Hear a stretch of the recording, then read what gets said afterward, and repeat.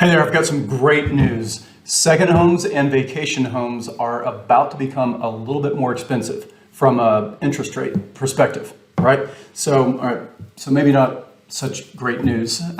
Fannie Mae is updating what's called their loan level pricing adjustments beginning April 1st to really reflect higher costs for the purchase or refinance of a non-primary residence home. Why they are doing this, and more importantly, how does this impact you?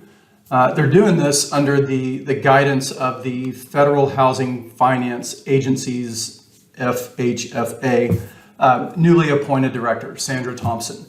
Word on the street is that Fannie Mae and Freddie Mac would like to minimize their exposure in the second home or vacation home market and focus more of their efforts on getting people into primary residence home purchases.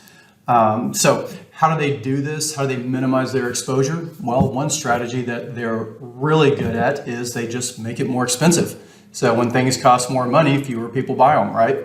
So voila, enter the new, more expensive loan level pricing adjustments, also known as LLPAs. If you want to Google Fannie Mae LLPA, you'll see a nice little matrix like that one. So it essentially translates to higher interest rates.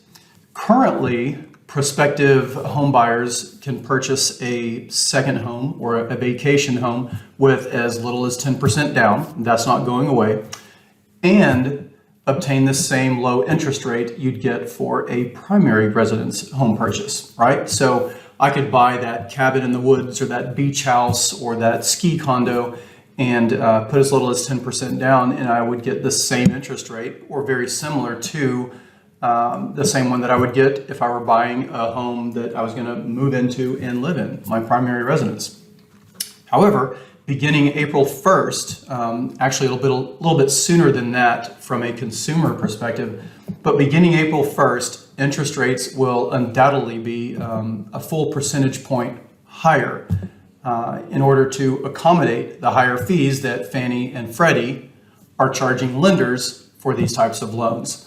And they're charging lenders in the way of loan level pricing adjustments, like that. Now, I could go into a full-on explanation of the mortgage-backed security market, secondary markets, the buying and selling of mortgage bonds, securitization, and how Fannie and Freddie help make it all work. It is super exciting, kind of edge of your seat kind of explanation with like candlestick charts, investment banks, risk hedging, daily moving averages, all that kind of fun stuff. But maybe we'll do that another time. Ultimately, what you need to know is this: buying and refinancing vacation homes or second homes will be more expensive in the next, probably 30 to 45 days.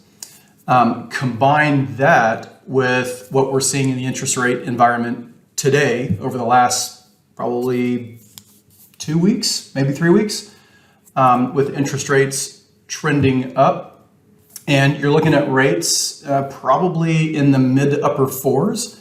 Maybe as we go on throughout the year, could be sniffing the fives, somewhere in that neighborhood.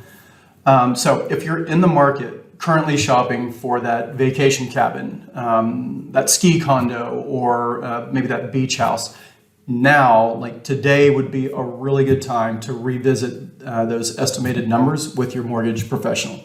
Now, if you haven't heard from your mortgage professional in a while, or if you haven't heard from them about these changes, please reach out to me. I would love the opportunity to help.